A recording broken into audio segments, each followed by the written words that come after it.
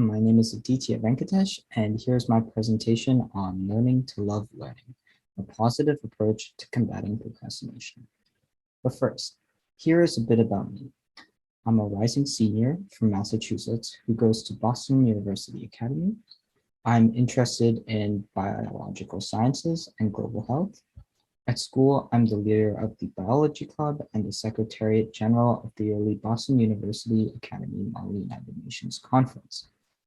Outside of school, I am an active volunteer at my local hospital, and I work in patient discharge and transfer. I'm also currently working at a biostatistics lab in my area on a research project on gene regulatory networks. Over the past few decades, procrastination has been dubbed as a maladaptive behavior, exhibited by many and resulting in negative health consequences.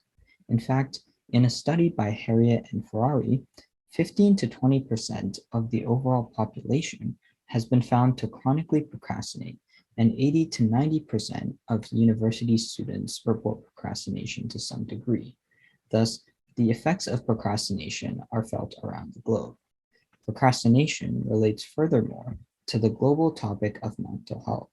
Results published by Doce in 2019 show that students struggling with procrastinative behavior suffer from mental stress, anxiety, low self-esteem, decreased sense of optimism, higher level of self-criticism, and a higher level of depression than students who procrastinate less or not at all.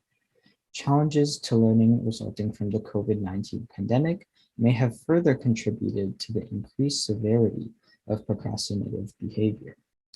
In 2021, Peixoto et al. Found that during the onset of the pandemic, students have faced an increase in procrastinative behavior on a global scale. The rise of procrastinative tendencies in students from middle school to college poses a significant risk of an increase in mental health problems globally. Many people worldwide lack access to quality mental health services and care. Thus, it is imperative to focus on preventative treatment by helping combat procrastination, instead of just focusing on potential resulting mental health illnesses. How can we address this issue?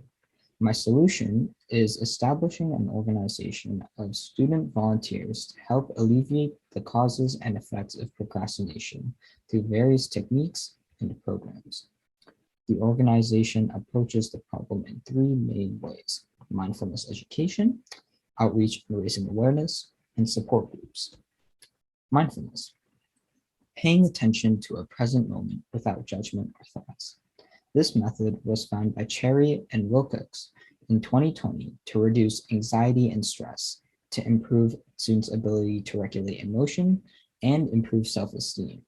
Furthermore, in a study done by Dunkley in 2020, it was found that mindfulness techniques did not take a large amount of effort to be effective with students. This research is also supported by Beck et al., who in 2017 found that just 20 minutes a day of simple mindfulness and yoga practice reduced student stress during an entire semester of school, while not sacrificing high grades. The organization plans to create a set of educational videos on mindfulness geared towards students and teens. Weekly calls for groups of students to practice mindfulness and yoga in a safe and welcoming environment are another step in this direction that this organization will implement. The second role of this initiative is to reach out to educational institutions and raise awareness regarding the severity of procrastination and its negative effects. It is imperative to start a conversation on utilizing mindfulness to combat procrastination. Having institutional support and an opportunity for students to discuss these issues is key to the success of the initiative. This outreach is also critical for raising awareness among students about the correlation between academic stress and anxiety, as mentioned by LeBlanc in 2019, and the impact of minimizing stress on successfully completing classes, as mentioned by Hawkins et al. In 2020. Mindfulness is not the only method of supporting students.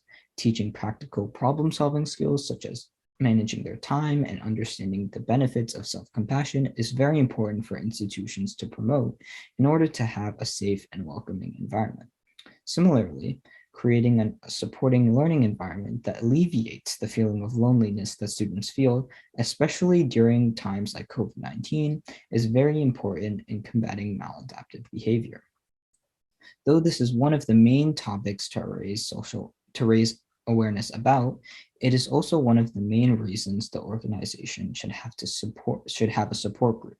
Students should connect with one another and feel a sense of togetherness during these challenging times.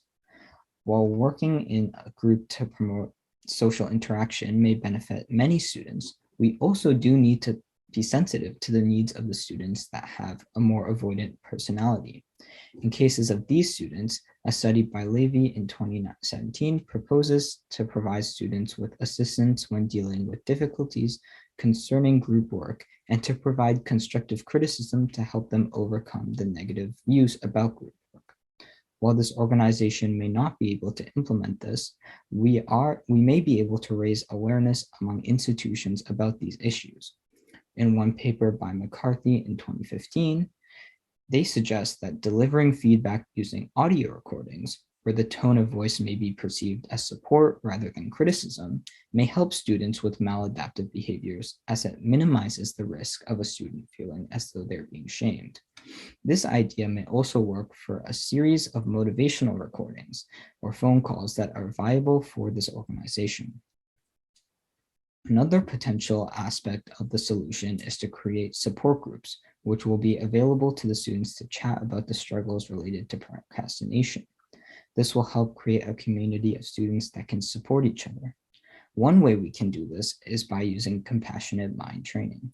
Compassionate mind training, or CMT, was created to teach self-acceptance to individuals who experience significant levels of self-criticism.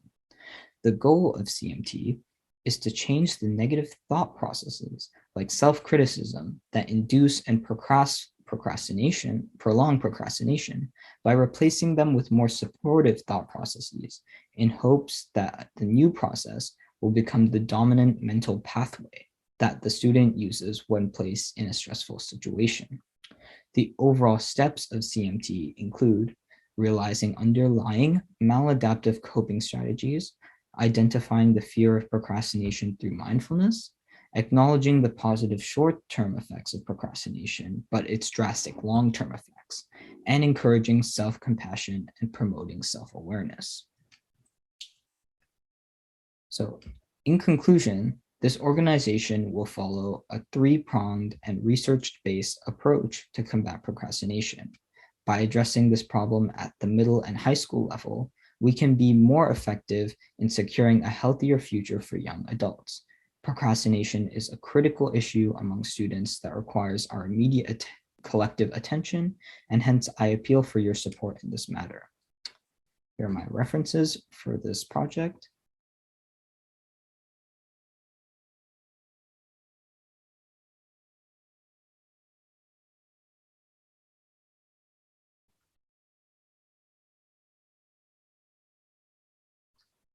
I would like to thank my principal, Mr. Kolovos, guidance counselor, Ms. Weiskopf, and chemistry teacher, Ms. Perron, as well as the BUA faculty for their support and help in this project.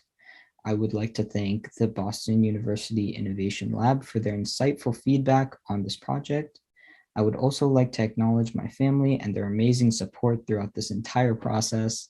And finally, I'd like to thank Johns Hopkins GHLC for the amazing opportunity to present and to attend the inspiring and eye-opening sessions from leading figures in global health and around the world.